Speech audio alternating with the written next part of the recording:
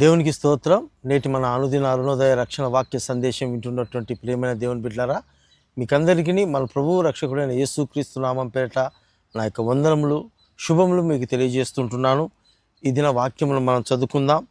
రోమీయులకు రాసినటువంటి పత్రిక 2వ అధ్యాయము 21వ వాక్యంలో నుండి, ఎదుటి వానికి బోధించు నీవు నీకు నీవే బోధించుకున్నావా. ఈ వాక్య భాగాన్ని మనం గమనించినట్లయితే ఇందులో ఉన్నటువంటి సారాంశము, మనము చెప్పేటప్పుడు ప్రతి ఒక్కరిని అలా ఉండాలి, ఇలా ఉండాలి, అలాగా మాట్లాడాలి, ఇలాగ నడుచుకోవాలి, ఇలాంటి పనులు చేయాలి, ఇలాంటి క్రియలు కలిగి ఉండాలనేటువంటి మాటలు మనం చెప్తూ ఉంటాం. అనేక మంది వింటూ ఉంటాం. అయితే మనం గమనించినట్లయితే చాలామంది చెప్పినట్లుగా వాళ్ళ యొక్క వ్యక్తిగత జీవితాల్లో వాళ్ళలో ఉండవు, కానీ వారు మాత్రము అన్నీ కూడా చెప్తున్నట్లుగా మనం వింటూ ఉంటామండి. ఇక పరిశుద్ధ గ్రంథంలో అపోస్తలుడైన పౌలు కూడా యూదులను గూర్చినటువంటి మాటగా ఈ మాట ద్వారా మనతో తెలియజేస్తుంటున్నాడు. యూదులు కూడా మేము ఒక ప్రత్యేకమైనటువంటి వారము, మేము దేవుని ప్రజలము, మేము దేవుని ఏర్పరచుకున్నటువంటి వారము, ఈ భూలోకంలో మా ద్వారానే మొదటిగా మేమే దేవుని చేత ప్రేమించబడిన వారమని చెప్పి వాళ్ళు ఎంతో అతిశయిస్తూ ఉంటారు. అతిశయించడమే కాకుండా మాకు అన్నీ తెలుసు, ధర్మశాస్త్రం మాదే, ధర్మశాస్త్రం మా కొరికే దేవుడు ఇచ్చాడు, కనుక ఈ యొక్క లోక సత్యాలన్నీ కూడా దేవుడు మాకే వెల్లడిపరిచినారు, సమస్తంలో మేమే జ్ఞానవంతులము, మేమే బుద్ధివంతులము అని వాళ్ళు అనుకుంటూ ఉంటారండి. అనుకోవడమే కాదు, వాళ్ళు ఆ రీతిగా బోధించడం కూడా మనం వింటూ ఉంటాం. అయితే ఇక్కడ పౌలు అంటాడు, ఇదిగో మీకు దేవుడు ధర్మశాస్త్రం ఇచ్చి ఉన్నాడు, అంతేకాకుండా దేవుని ప్రజలుగా మీరు దేవుని వారని మిమ్మకు ఒక సున్నతి అనేటువంటి ఒక పద్ధతిని దేవుడు ఇచ్చి ఉన్నాడు. అయితే మీరు సున్నతి చేయించుకుంటున్నారు, ధర్మశాస్త్రం పొందుకొని ఉన్నారు, కానీ మీరు చేసేటువంటి క్రియలు, మీరు చేసేటువంటి పనులు మాత్రము ఆ యొక్క ధర్మశాస్త్రానికి వ్యతిరేకముగా, ధర్మశాస్త్రానికి అనుకూలంగా, లేకపోతే దేవుడు చెప్పినట్టుగా మీరు నడుచుకోవడం లేదు.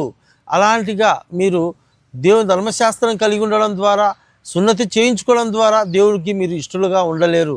ఎప్పుడైతే ధర్మశాస్త్ర ప్రకారంగా మీరు చదివిన ప్రకారంగా మీ క్రియలు చూపిస్తారో అప్పుడే మీరు దేవుని ప్రజలుగా ఉంటారు అని ఈ వాక్యము ద్వారా ఒక సందేశాన్ని యూదులకు తెలియపరిచాడండి. ఆనాడు యూదులకే కాదు, ఈ వాక్యం ద్వారా ఈరోజు యేసుక్రీస్తు రక్తం చేత కడగబడినటువంటి మనమందరము కూడా, క్రైస్తవులుగా జీవిస్తున్నటువంటి మనమందరము కూడా ఈ యొక్క మాటలను మన జీవితాలకు అనువదించుకోవాలండి.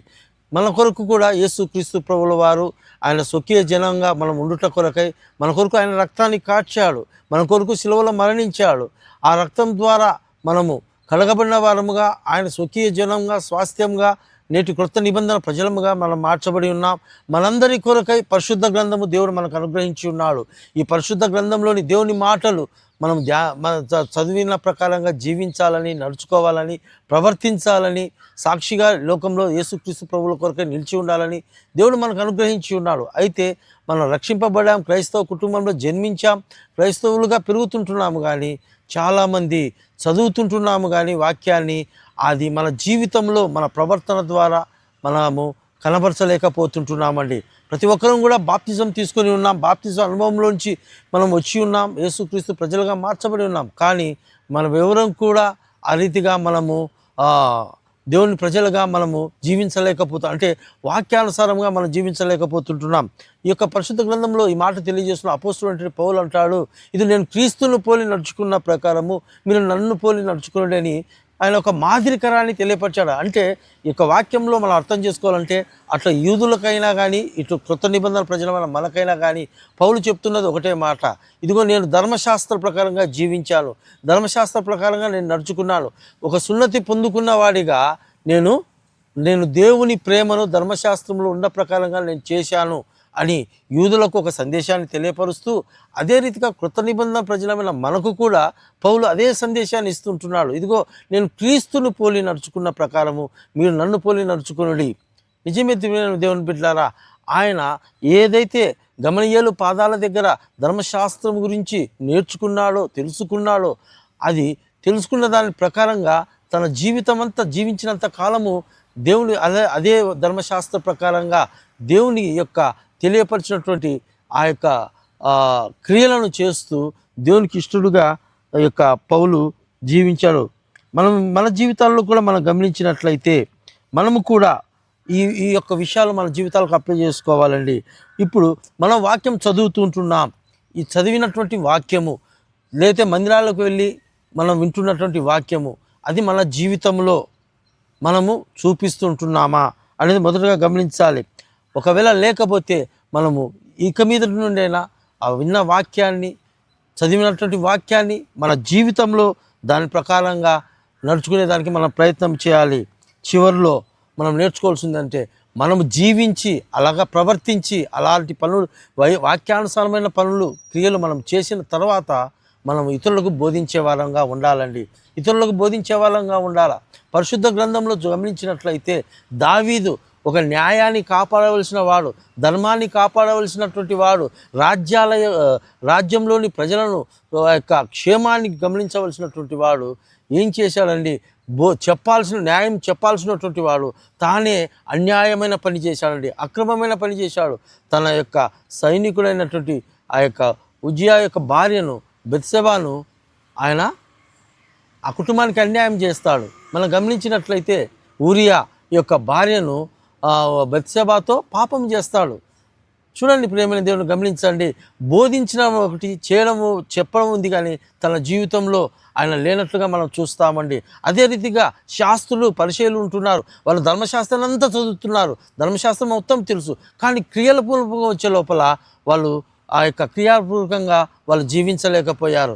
ఇంకొక ఉదాహరణ గమనించినట్లయితే యోనా ఉన్నాడండి. యోనా దేవుని యొక్క సేవకుడుగా, దేవుని యొక్క ప్రవక్తగా ఏర్పరచబడ్డాడు. దేవుడు తెలియపరిచాడు, ఇదిగో నువ్వు నినివే పట్టణానికి వెళ్ళి వాళ్ళ క్షమాపణ కొరకు, వాళ్ళ పశ్చాత్తాపం కొరకు ప్రకటించమంటే యోనా వెళ్ళి ఏం చేస్తారండి? వాళ్ళ గురించి ప్రకటించిన తర్వాత తిరిగి ఆ యొక్క చెట్టు కిందికి వచ్చి వారి గురించి ఒక క్షమాపణ లేనటువంటి, ఒక దయలేనటువంటి మాటలు నినివే పట్టణ ప్రజల గురించి యొక్క యోనా మాట్లాడుతున్నట్టుగా చూస్తాం. అంటే ఈ యొక్క 3 ఉదాహరణల ద్వారా చూస్తే ముగ్గురు నీతిని, న్యాయాన్ని, దేవుని మాటలు ప్రకటించేవారు, తెలిసిన వారే, చదివిన వారే, తెలియపరిచేవారే, కానీ తమ వ్యక్తిగత జీవితాల్లో చూస్తే వాళ్ళు ఆ యొక్క విషయంలో వాళ్ళు విఫలమైనట్లుగా మనం చూస్తామండి. ఈరోజు మనము అయితే ప్రియమైన దేవుని బిడ్డలారా అలాగ ఉండకూడదని ఈ వాక్యం ద్వారా దేవుడు మనతో మాట్లాడుతుంటున్నాడు. మనం మాట్లాడే మాట, మనం చెబుతున్న బోధ ఏదైతే ఉంటుందో అది మన క్రియల ద్వారా, మన జీవితం ద్వారా మనము కలిగి ఉండి మనము చేసిన తర్వాత ఇతరులకు మనము చెప్పాలని ఈ వాక్యం ద్వారా పరిశుద్ధాత్మ దేవుడు మనతో తెలియజేస్తుండగా మనమందరం కూడా అట్టి రీతిగా దేవుడు ఈ యొక్క వాక్య ప్రకారంగా మనం జీవిద్దాం. అలాంటి కృప పరిశుద్ధాత్మ దేవుడు మనకందరికీ సహాయము చేయనుగాక.